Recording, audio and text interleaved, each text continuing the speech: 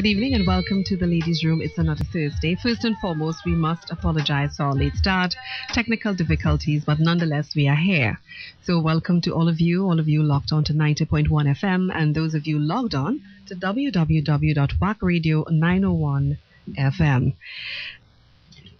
Now, this evening's show, I didn't put a name to it because I'm really meeting with people, and I would like to leave it at that. And it's something that somehow not a lot of people know of, and we're going to find out why this evening. We're talking Crohn's disease and ulcerative colitis. Now, there's a lot of information to be heard, some of it so surprising, so we're going to go through it step by step. Now, first and foremost, let me introduce our guests for the evening. I would like to first and foremost welcome from the National Association of Crohn's and Colitis of Trinidad and Tobago. It's a new association and it's actually being launched on Saturday. So, of course, we have them first in the ladies' room. So kudos to that. I would like to welcome Kellyanne Bahadur. She's the founder and president of the NACCTT, which, of course, is the National Association of Crohn's and Colitis of Trinidad and Tobago. And she has been living with Crohn's disease for the last 4 years. She's currently pursuing a degree in social work at the College of Science, Technology and Applied Arts of Trinidad and Tobago. And with her this evening is her sister, we must mention, of course, and secretary to the association, Elizabeth Bahadur. Welcome. Hi. Now, first and foremost, before we go into anything, tell us, first and foremost, what is Crohn's disease? What is colitis? What is the association? Well, both Crohn's disease and ulcerative colitis are forms of IBD, IBD being inflammatory bowel disease, which is a disease that affects the digestive system. And the National Association of Crohn's and Colitis of Trinidad and Tobago is an association geared at, one, supporting people diagnosed with IBD, and two, raising public awareness on this issue. Wonderful. And Elizabeth, Kelly is the one who has been living with Crohn's disease for the last 4 years. Yes. You're a sibling. You're not, but you are the secretary to the foundation. Yes, I am. So it's wonderful when we get into the family support. I know you have a lot to talk about there, but again, kudos to young women sitting here. And it takes me to one of the premier questions, because we were chatting outside of the ladies' room, and one of the most surprising things was the fact that this disease is now so prevalent in young people. And give us that age, because you gave the average age. Well, I started having symptoms at 19, and a lot of our members, really they're about 23, and they've been having symptoms for probably 2 to 3 years as well. So it's really prevalent around that age, 19 to 21. What causes Crohn's or colitis? There's no known cause, but there are genetic implications, environmental implications like diet and stress, but nothing solid, no real cause. Is there any cure? No cure as well. Okay. But it can be treated, and you can have remission and a somewhat normal life. Okay, tell us a little bit about some of the symptoms, because we know we have a way as human beings, and worst yet, Trinidadians, of diagnosing ourselves. Yes. And everything happens, or I have gas, I have some food poisoning, And we also have a way that we go to the other extreme as human beings. When we start hearing the symptoms, oh my goodness, I think I have. So take us through the symptoms, and then we will go into, if you experience any, what to do. Okay. The symptoms include abdominal cramps and pain, diarrhea. It could be without blood or with blood, severe urgency to have a bowel movement, fever, loss of appetite, weight loss, and anemia. But these symptoms need to be occurring over an extended period of time, not 1 or 2 days, not a week. It has to be consistent. All right, while we are at this point, let us talk about the flares and the remissions now associated with it. What is a flare? A flare is when your disease is active, you're experiencing symptoms on a regular basis. Remission it could be medical remission. Your medical therapy is quieting your symptoms and you're not having any type of bowel movement, irregular bowel movements, vomiting, anything like that. You're normal. How long does a flare last? A flare can last anywhere from a week to months if not treated. Okay, so treatment is what takes you into remission, as you say. Yes. And remission again is as long as. But what accounts for the flares? Is it strictly okay? I've eaten something I'm not supposed to eat. It could be not taking your medication regularly. It could be stress. It could be a bad diet. Now, is there a standard list of foods that would cause a flare, or is it that you learn as you go along and through life? Yes, every patient is different. What affects me now probably wouldn't affect me in the future, and it's different from person to person as well. All right.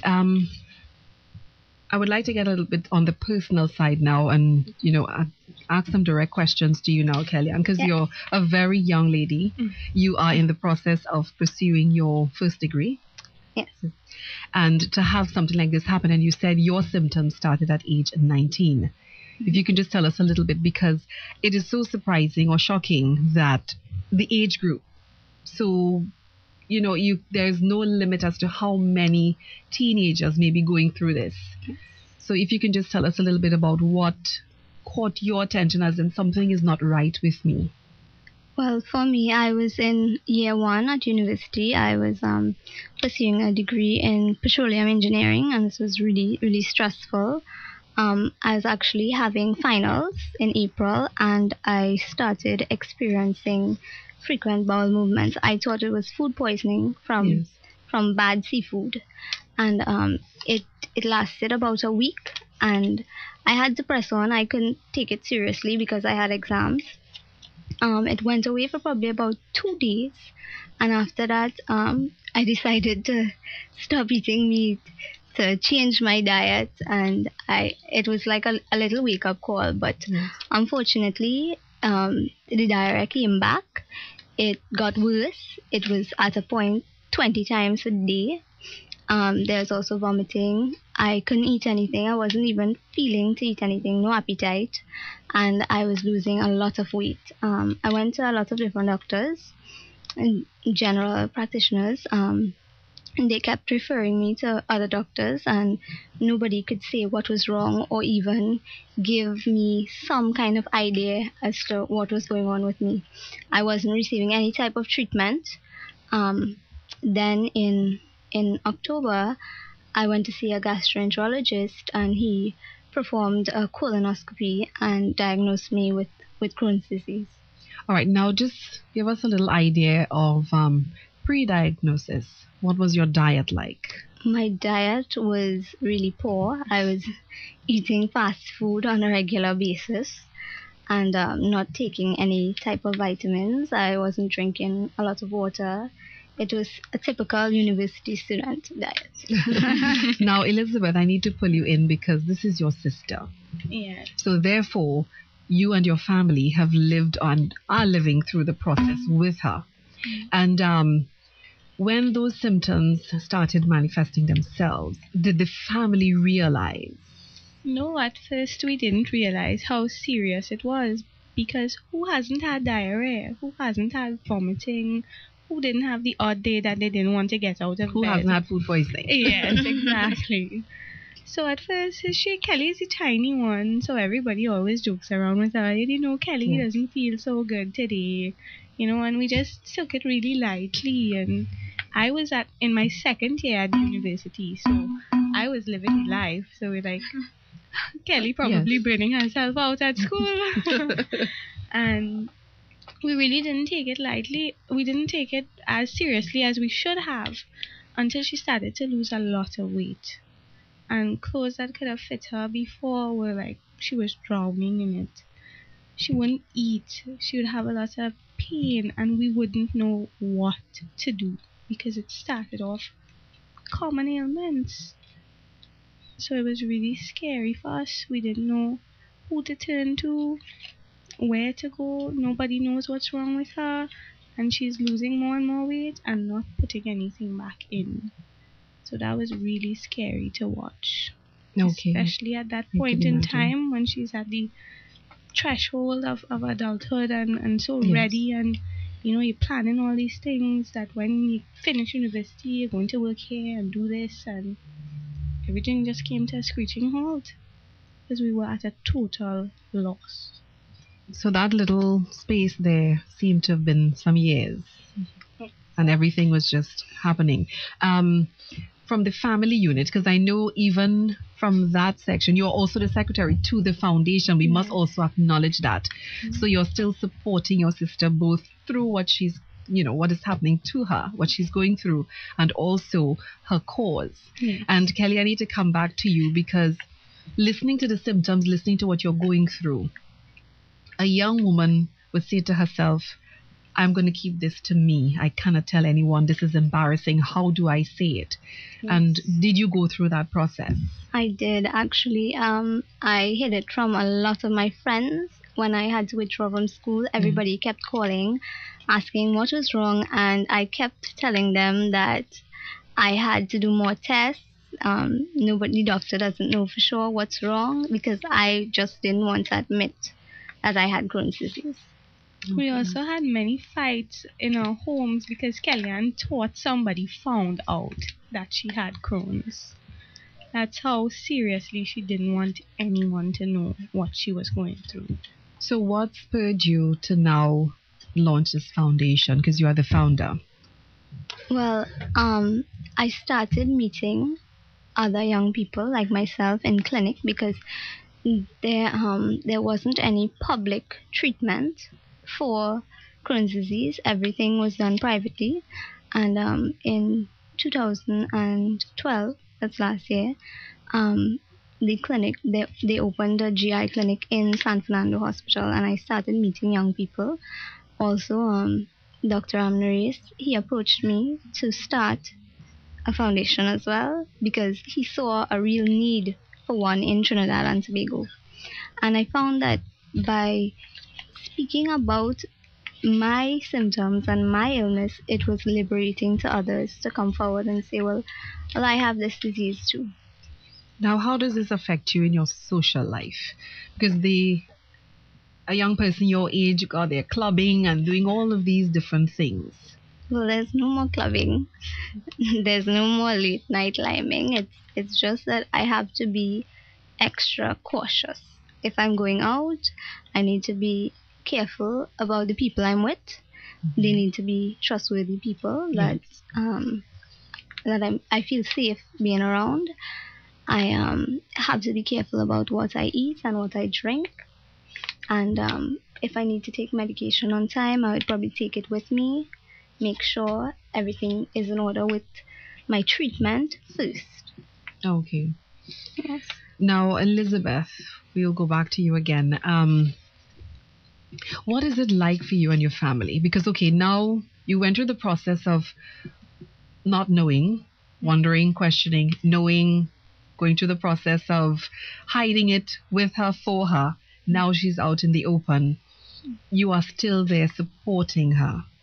I would suspect that the rest of your family is also there. Yes, very, very supportive. All right. So, are there other siblings, or is it just both?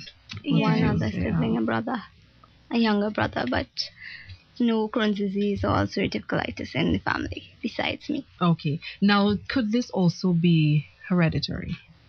There are siblings who have Crohn's disease, but there's no solid evidence that they're genetic links.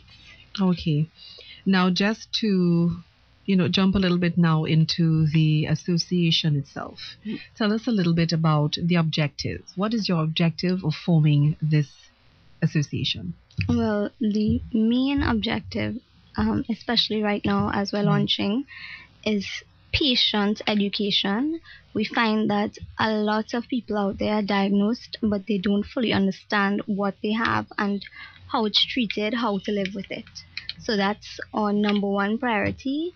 After that, there's public awareness for people out there who are suffering in silence and are not getting diagnosed. They don't know what to do and where to go.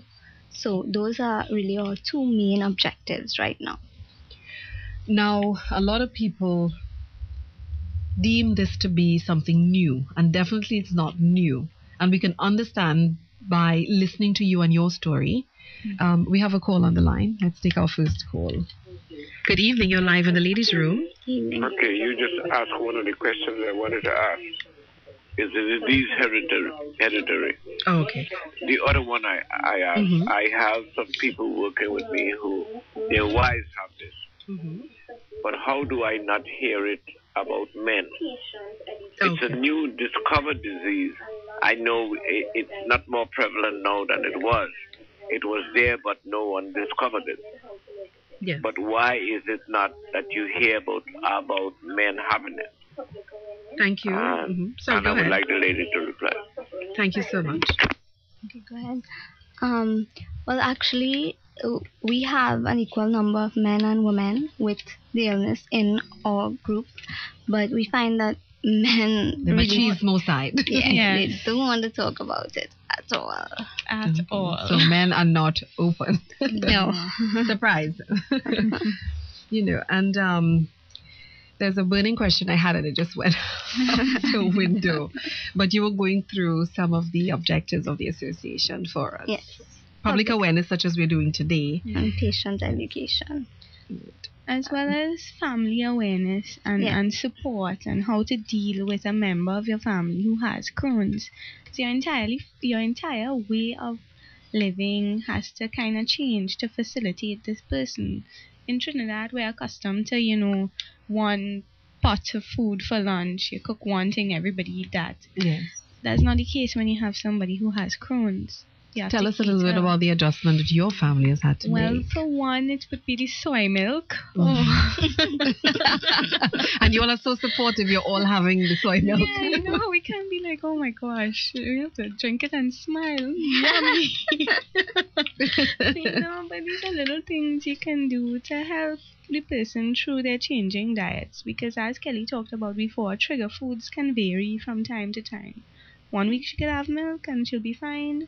The other week, it'll trigger her symptoms. Yes, and if I can't have fast food, no one else would have it either. Oh, that's so cruel, Tell me, you sneak it sometimes. You're the outside. Some of our other objectives are we want to look at the healthcare system and listen to what the patients want and advocate for change, so that they could receive the best treatment and service possible.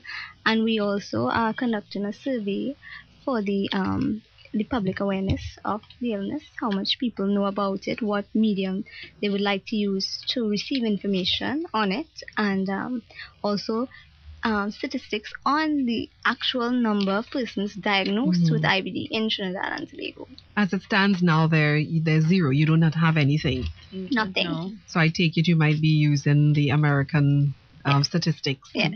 Okay. I'm seeing here that there are a number of goals that the association has set, and the first one I'm seeing is arm of the clinic. Yes. Okay, so tell us a little bit about that. Well, you really can't get a lot of members to come out to meetings, so we want to take it to the clinic, the education directly to the clinic, where patients have to be present. They have to come in and see the doctors, and maybe a doctor can't sit with every patient and explain everything about their illness. So they could refer them to us. They could come in, get some of our information pamphlets that we're working on. Currently we have one ready to launch on Saturday.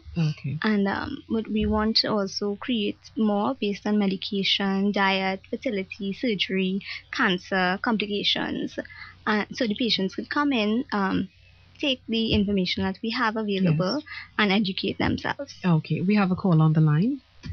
Good evening. You're live in a ladies' room. Yes, good evening, Marsha. I want to ask the lady. Yes. On the white. Yes.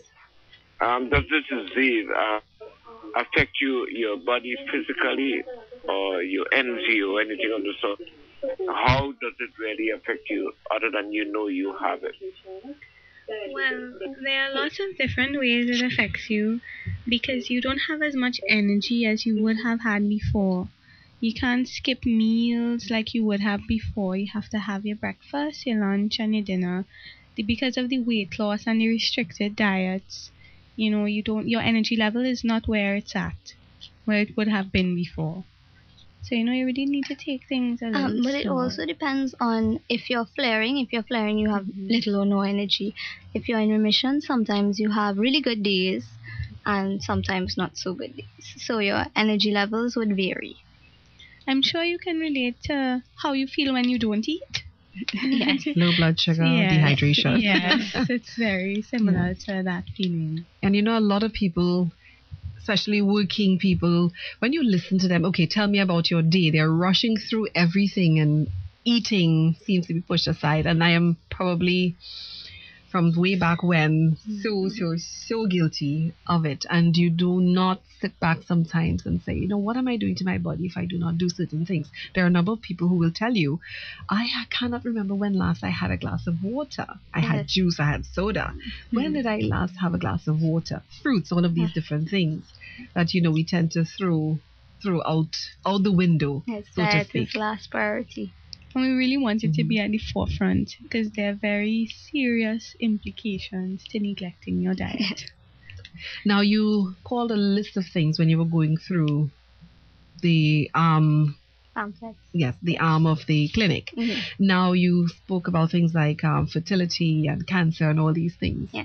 And just, give us a little more information there. Is it then that having Crohn's and the ulcerated colitis then puts you more at risk of probably getting intestinal or colon cancer, as the case may be? Is that the case? There is a greater risk, but every person is different. Every patient is different, like I said. And it's not something that you should be worried about when you're newly diagnosed. It's something you should discuss with your doctor, and he would let you know what your risk factor is. And fertility, because you mentioned that. Well, fertility, some people have the worry that they could pass their illness on to their unborn child, and also if they're on medication, that the side effects could affect the baby as well. So again, it's something that you need to discuss with your doctor. Okay. Now, we'd like to take our first break in the ladies' room, and when we come back, we get more and more into Crohn's disease and ulcerative colitis. We'll be right back.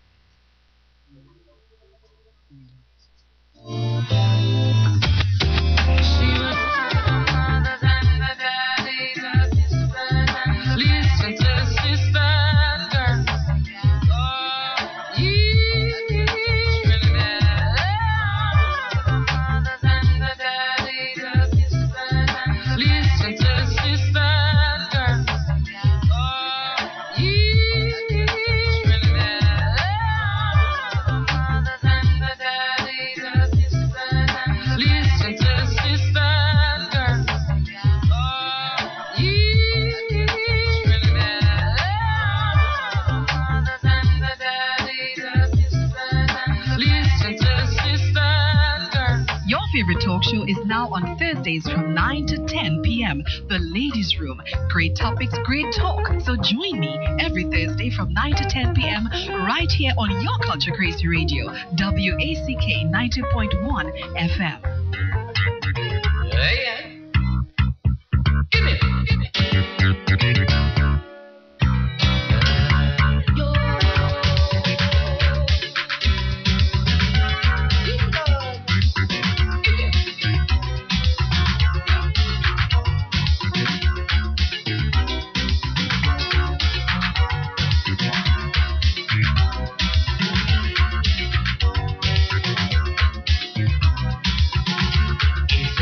Paradise, where all hearts are free.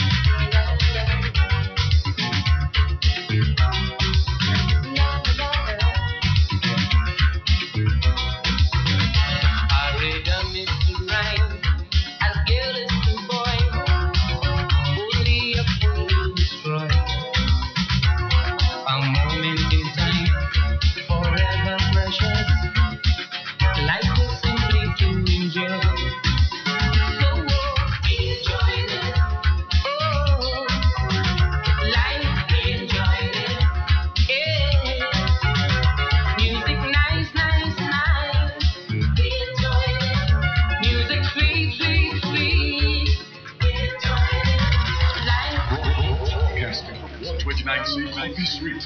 This is 90.1 WACK.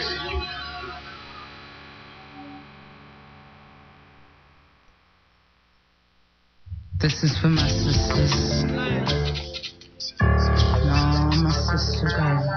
And welcome back to the Ladies' Room. This evening we're talking about Crohn's disease and ulcerative colitis.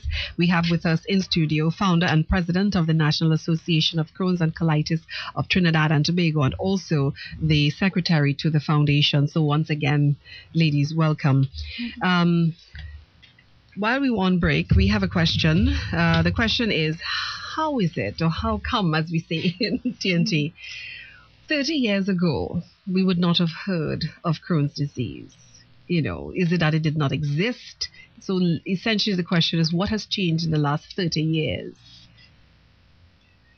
Well, for one, in the last 30 years, there was definitely not as many fast food outlets. And people weren't eating as much fast food. In addition to fast food, the grocery shelves now are stocked with so many processed, imported foods. Yes. You know, people's diets have really gone awry. And while diet isn't scientifically proven or medically proven to cause Crohn's, we can't deny that in Kellyanne's circumstance, there must have been some link. There is some relation And there. also, currently, there are only 7 gastroenterologists in Trinidad and Tobago.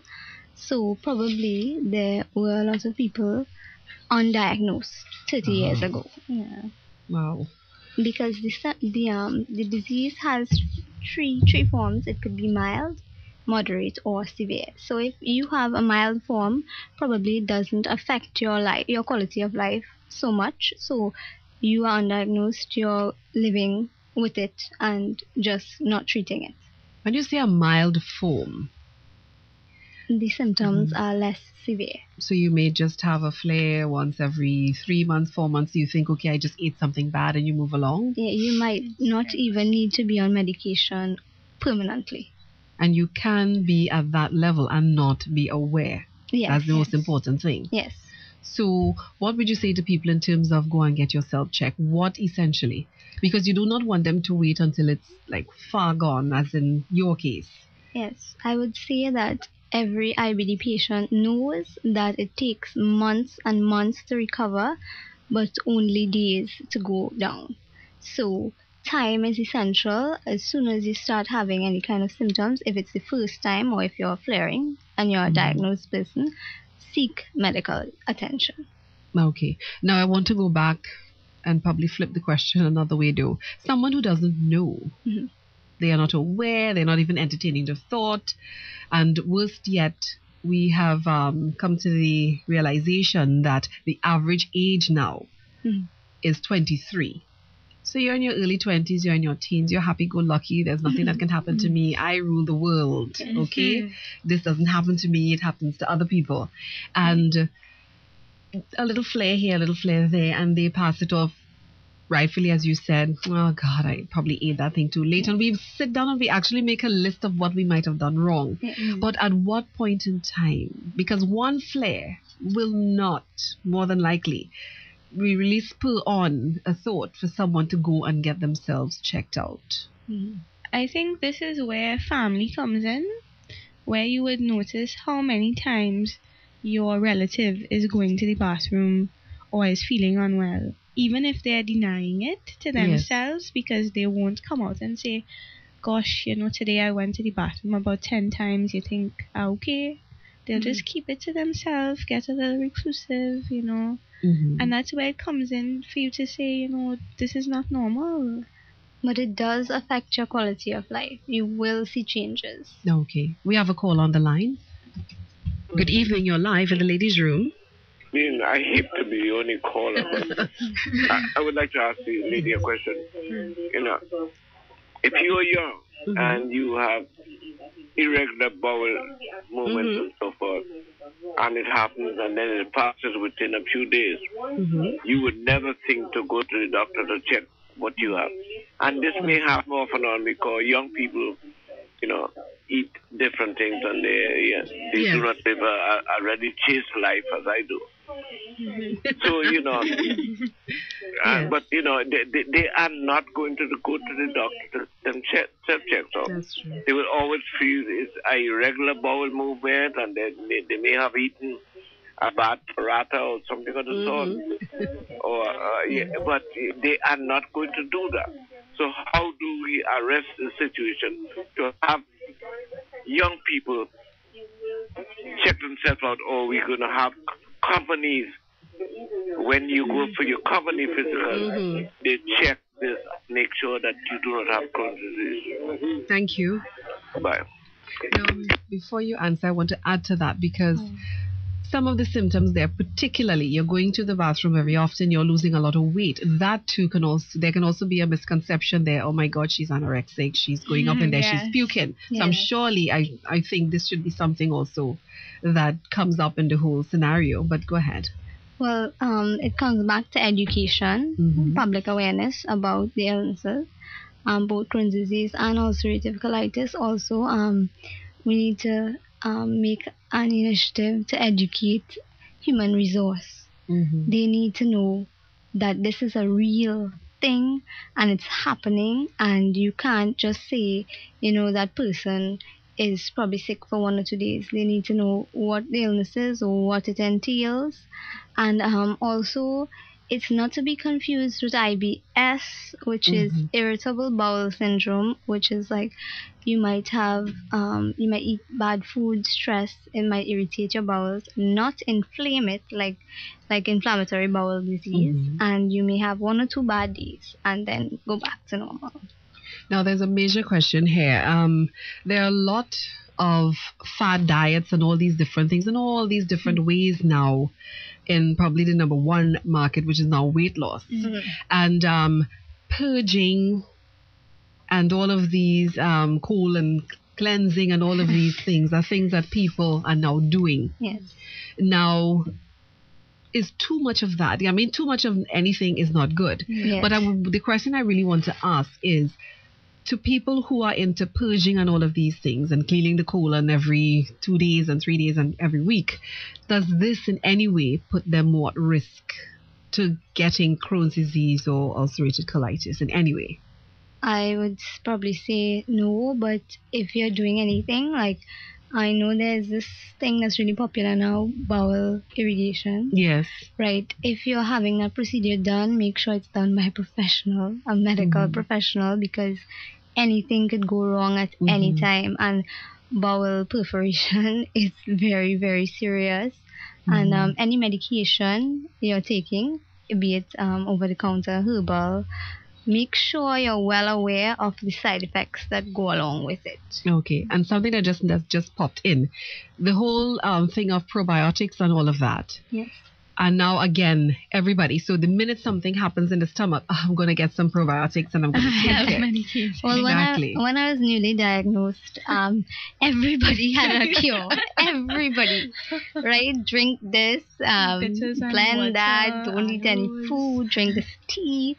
The full works. Yes. Wow. I would say that it's all well and good if you want to try it, but remember, if you're not being treated, and you're getting worse, your flare is getting worse, at some point you need to say, okay, this is not working, I need to see a doctor. So instead of going through all that I went through, I would just suggest that you just go and see a professional. What are some of the treatments? And further to that question is, does this involve surgery in any way? Well, every case is different. Sometimes some people would need surgery, depending on if they have bowel obstruction or perforation or fistula. The first line of treatment is always steroids. This is not a long-term treatment. It's something that has a lot of side effects that go along with it. So it's really just to get your symptoms under control and to get you into remission, and then the doctor would put you onto which course of treatment he thinks is fit for you. Okay, we have a call on the line. Good evening, you're live. Hello, good evening. I want to apologize for something I just said. Yes. That shows you how long I have left Trinidad. I said Parata, and it's no longer called Parata, it's called Bishopshire. The proper name is still Parata. And I should not have just picked that one out, so I am very sorry. Well, I was just picking something out of my mind. Bad curry. Bad curry. It could be bad curry, it could be bad food. Bad pilau, whatever it is. I apologize before somebody jumps on me. Okay. All right. Thank you. Sorry. All right. And now, just for anyone who may have joined us a little bit late, we are chatting this evening with two members of the National Association of Crohn's and Colitis of Trinidad and Tobago, a new organization. It is being launched this Saturday. We have with us in studio the founder and president, Kellyanne Bahadur, and also the secretary to the foundation, Elizabeth Bahadur. So we've been chatting, we've been going through, what is Crohn's, what is ulcerative colitis, causes, how it affects your life. We're just going through as much as we can. We also went through a little bit of the association, what are the goals and the objectives and so on. And we're just talking right now about the lifestyle, the change in lifestyle, and we're going now to talk a bit about the support systems. Now, what or how do you intend to provide support first and foremost to someone who has been diagnosed? Let's deal with the person diagnosed. Well, first of all, when I was diagnosed, I didn't know a single person with IBD. So just having someone to talk to your age who could relate. We have a little group on Facebook. It's probably about 7 of us, and it's really comforting to know that other people are going through what you're going through, and it's not the end of the world. You're not going to die. It's going to be okay. Because I find that newly diagnosed patients, they don't know where to turn to and what to do. Yes. And if you have been diagnosed for longer, it's easy for you to give them advice and to let them know that the first few years was a spiral for you as well, but eventually it gets better. And also patient education is a big one, because you could go on the internet, you could research it, but there's a lot of hoax out there, like cures, and to sift through the amount of information, it's timely, and you're ill. You don't have the time to do that or the energy. Now, listening to you just took me back, and sometimes we have a way that we put things away, and it just brought back something to me. And it was the only time I'd ever heard the word colitis. And it was probably, I would say probably about 10 to 11 years ago. Yes. And it was a co-worker of mine. And now that I'm listening to you, I can replay and see all of the symptoms now going through, and she did not know what was wrong with her. She was one of those, she's always drinking some sort of antacid, and she's like, oh gosh, I ate this, or I ate that, and I think it's not agreeing with me. Excuses. And then one day she said, someone told me I should go to an internist.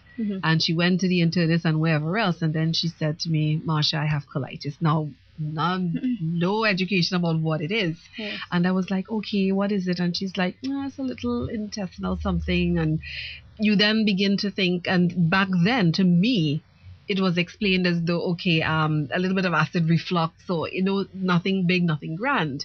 And now that I'm replaying it, she lost a lot of weight, and she became a very frail little thing, as we say. And the complaints were always, oh my God, XYZ, let's call her XYZ. Gosh, she's living in the bathroom. You then started thinking, okay, she's hiding from work. And so you see, again, education, which is probably the number one. It is the number one objective of your group. And people do need to know. Do you plan to go into organizations? You did mention HR. And probably this is one of the major places, organizations, schools, right at the university, but particularly in the office, because people tend to not. Yes.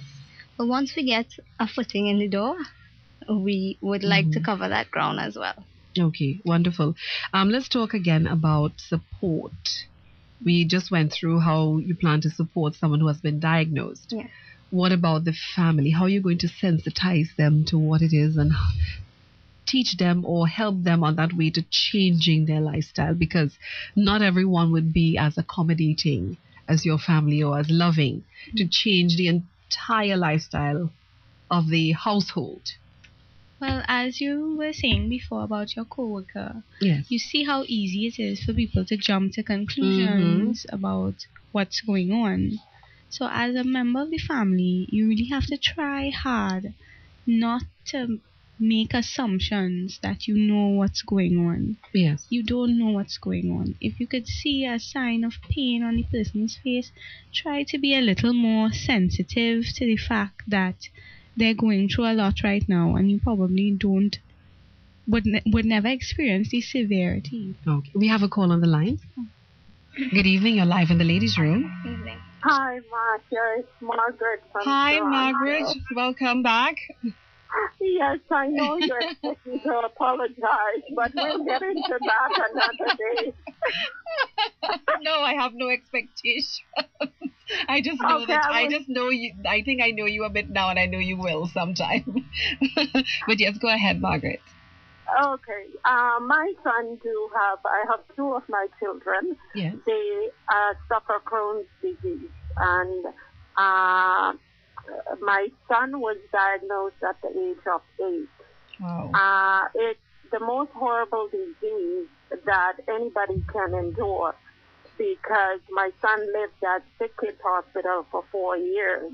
Now, my son is in the teaching hospital in Grenada at the moment, and he has achieved a lot since he has had diagnosed with this horrible disease, Crohn's disease. And of course he does, it's a really, truly bad disease of the bowels, the inflammation. And he does wear a colostomy bag now.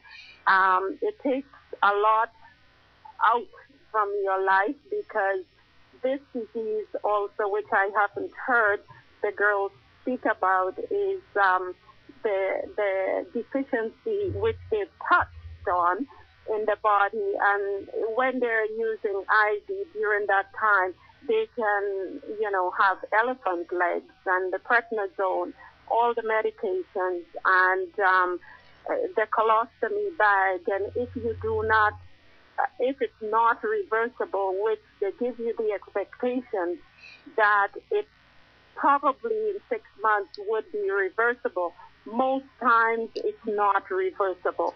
So then you have to live with that for 10 years. Within that 10 years, you have to totally remove the rectum and close it off. Then that's another problem. Now, the site for the colostomy bag, my son designed his own colostomy bag. He's now a spokesperson for Crohn's and Colitis Foundation in Ontario. And now my daughter, 30 years old, she just had a colostomy bag with Crohn's disease. She never suffered with Crohn's disease. She's now with a colostomy bag. All her hair has fallen off. She's lost a tremendous amount of weight. And also, she would know in 6 months as well if she had to have her rectum closed off. And this put a damper on a relationship as how you date. Who is going to be the right one, because you feel intimidated. But mind you, my two children, they're very active, and they also do water sports and all that. But dating, they don't want to touch that. So anyway, that's my take on it. And people have to look at diarrhea and really get a colonoscopy and ask doctors immediately. Don't wait. Try and see if you could have that colostomy bag put in early, so you might save yourself from having your rectum closed off completely, because you could have cancer if you don't after 10 years. So that's one of the awareness that people have to be fully aware of and treat it rapidly. Okay? Thank you so very much for sharing that with us, Margaret. Okay, thank you. Okay, first of all, I don't want to knock surgery. it is something that could improve the quality of life of a lot of our patients. A colostomy bag is not for everybody. Sometimes it mightn't reach to that, but the longer you leave your illness untreated, you could develop additional complications, fistulas, abscesses. So yes, I would agree with the caller and say that immediate treatment is key. And that is just a reflection to tell you of how severe things can get. We're talking here lightly about diarrhea and this complication, but you have a call on the line telling you how really badly it from affects the age of age. Yes, and this is the reality we want to bring to the forefront, so people take everything a little more seriously and make more responsible decisions about what they do with their bodies. Here we have another call on the line. Good evening, you're live in the ladies' room. Good evening, Marsha and Good guest. evening. Jenny, how are you, my dear? I was on a conference call, so I missed most of the show. Oh, okay. However, I want to wish and pray that Margaret children continue better health. As she said, they are doing better. Yes. And, you know, I admire her. And I have a problem, as I usually call, I always do, because I find Trinidad particularly, I don't know if it's any wider Caribbean, we have a way of trying to not talk about diseases. Yes. It's like taboo. You know, we act as though, like, you know, you go down to the nearest hilo and you buy a disease. and we have to get over that kind of thinking. You know, illness is not something you buy. Maybe by you telling me or saying something to me, I could say, you know what, that's what I was feeling. Let me talk to my doctor about it. I mean, now by just talking, I was looking on Google, and it says it you know, it's usually prevalent in age 15 to 35. But Margaret says her son was 8. Okay? But so we have to get to this idea where we start talking about diseases in Trinidad. Maybe these ladies could tell me how easy or difficult it is to get information about diseases. Thank you very much. Bye. Thank you so much, Nancy Boy. Yes. Like I said, the amount of information is a lot to go through, and there's nothing specific to Trinidad and Tobago. I also want to add that we don't have any children in our foundation, no members who are children who are diagnosed, and if there are any out there, we'd really like you to contact Come forward and contact us, and let's see how we can help you. We would like to give you all the support we can offer and all the medical advice that is available by Dr. Amneris and the other GIs in Trinidad. You know, get some help. You know, we're here for one another. We have to help each other. This is a very serious disease, and people need to treat it as such. Now let's tell people how to find you.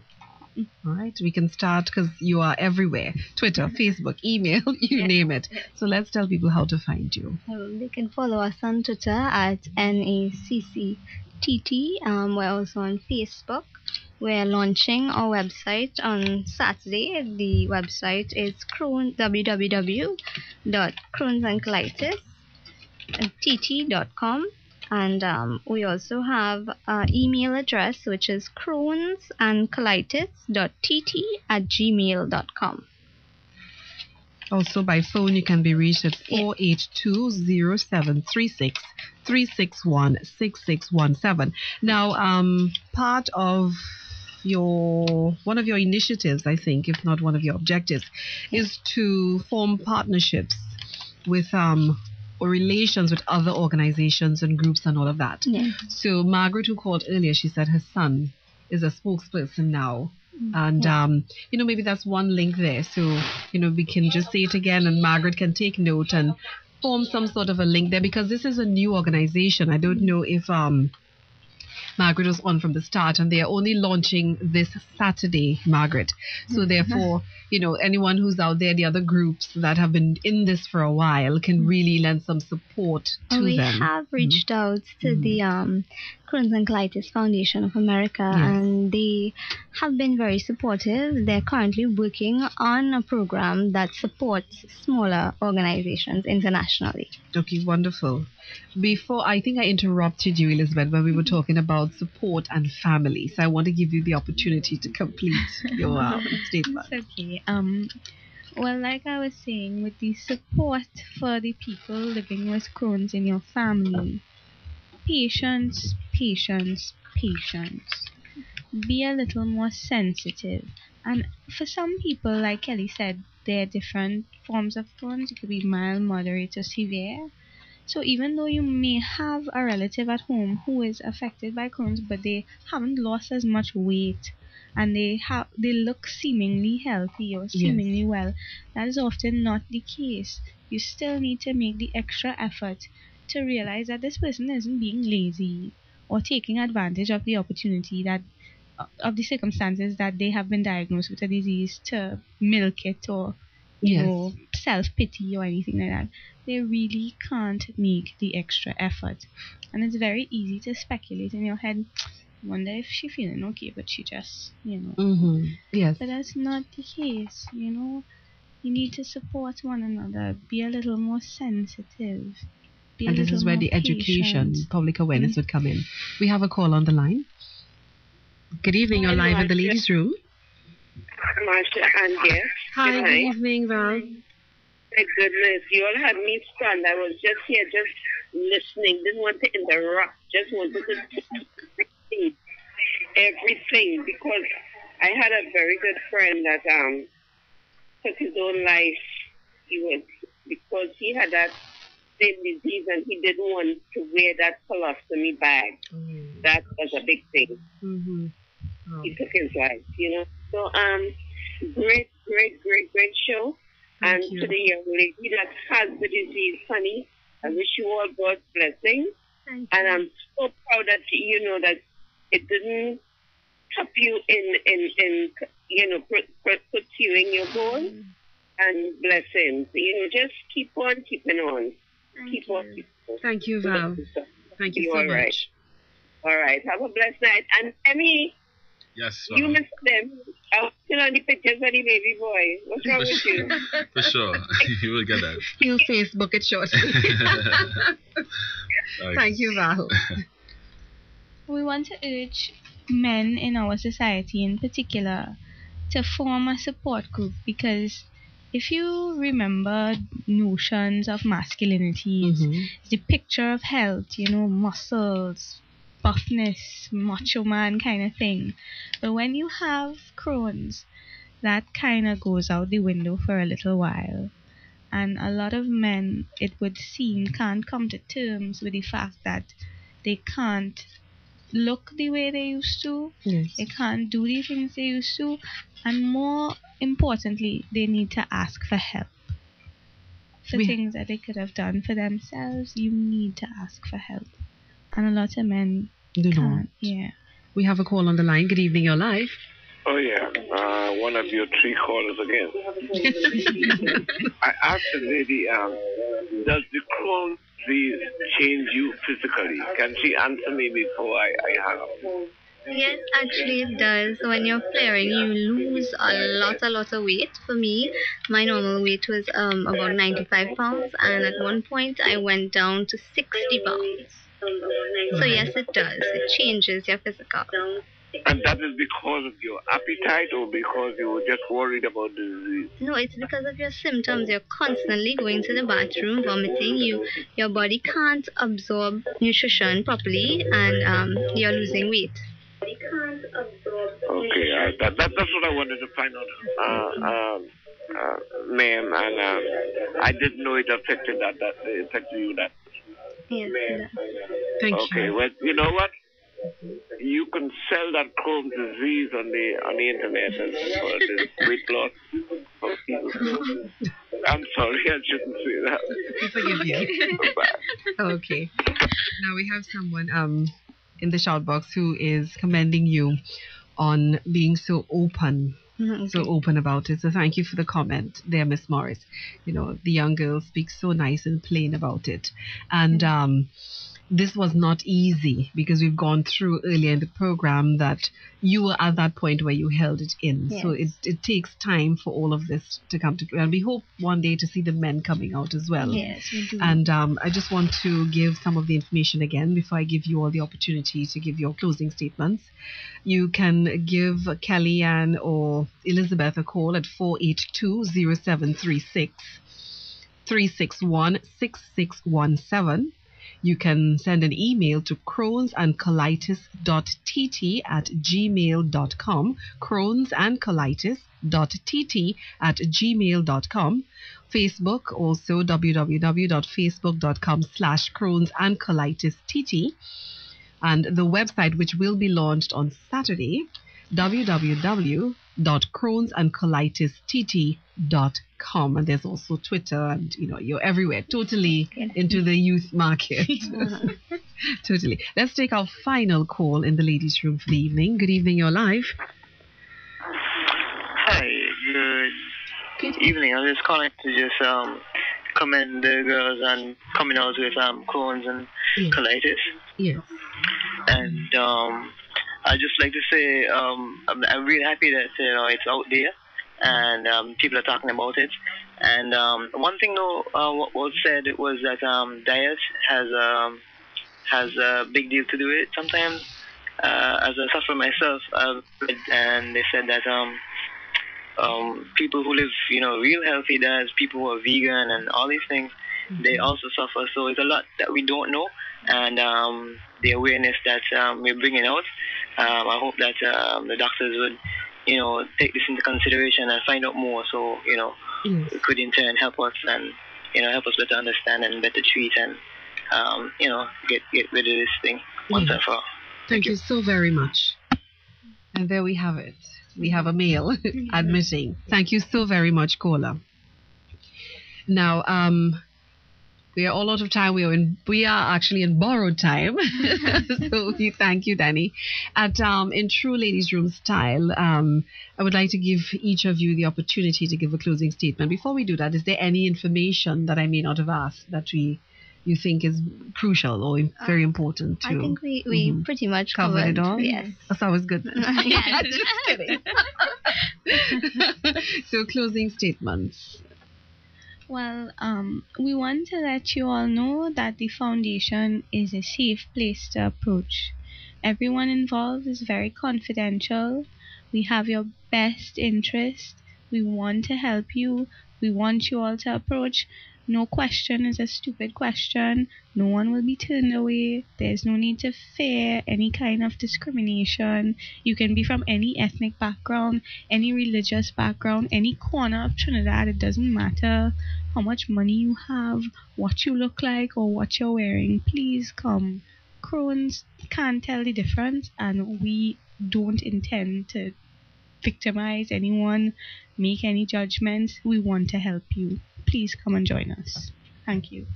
Okay, and I'd like to add to that, thanks for everyone who's listening out there tonight.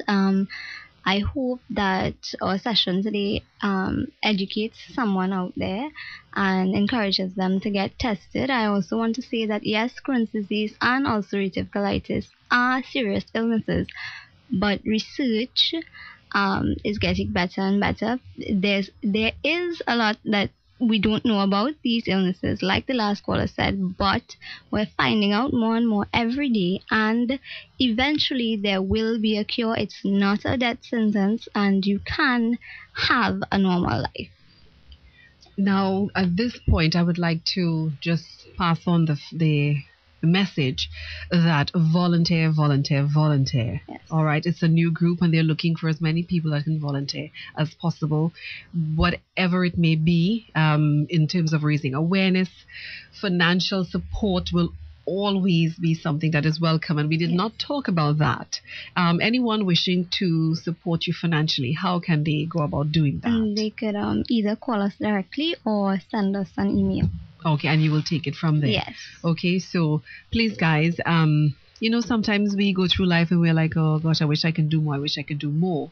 And these are some of the places that we can, put something into and not worry about what they're going to do with it. And you give it to someone on the street and you'd worry, oh, if he doesn't use it or she doesn't use it.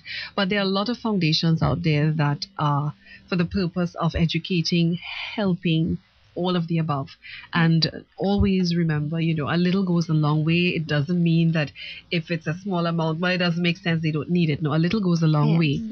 And this is at the point where I would like to say this is how I met these two or found these two young ladies, because they reached out and they wrote me, and if I'm not mistaken, it was directly addressed to me at the office, and I read it, and I was going through the process, and then I said, you know what, let me give them a call instead of it just being a piece of paper on my desk, and let me give them a call. And they sent me actually an invitation to the launch, which would take place on Saturday. And I did call to confirm my attendance. I did my RSVP thing. And then we got to where we are this evening. Yeah. And I'm proud to say that the organization which I work is supporting, because as I mentioned to them, I will be presenting the organization or the association with a check on Saturday. Yes. So we do hope that it gets you going, and a lot of others would follow in here. Follow as well. So at this point in time, congratulations. I want to congratulate you on forming your foundation. We wish you all the best. Kelly, for you, for coming forward, especially as a young woman, to see the importance and not just hold it to yourself of helping other people, getting the information out there. This is quite a job. People might say, okay, it's an association, but this is a job. It is a lifetime. It is everything. We would like to give our love to you. Sitting, looking at you, we know it's not listening to you. It's not an easy process. It's day by day by day. Yeah. We just want to wish you all of God's strength and everything else that we can. And again, urge people to please support the National Association of Crohn's and Colitis of Trinidad and Tobago, or the NACCTT. Yeah, it's a mouthful. The NACCTT. And I will leave the information, and I know Denny along the night will give it out again. Yes. So visit the website after it's launched, send them a message, send them a check. Yes, and Marsha, I'd also like to say thank you for the opportunity for having us here tonight and to raise awareness about our cause. You're quite really welcome. Enjoyed the experience. Yes. Quite welcome. So Danny, thank you. Thank you for the extra time. As always, a pleasure. No worries. Thank you for the what do you call these again? The earpieces. No problem. No problem. Thank you. All right. So to all our listeners, thank you guys for always supporting us here in the ladies' room. To our callers, Winston, Margaret, DB, Valerie, and to the young man who called in and more or less came out, I too have it. Thank you guys so very much. So from all of us in the ladies' room, we say thank you again and good night. That's right. Sister.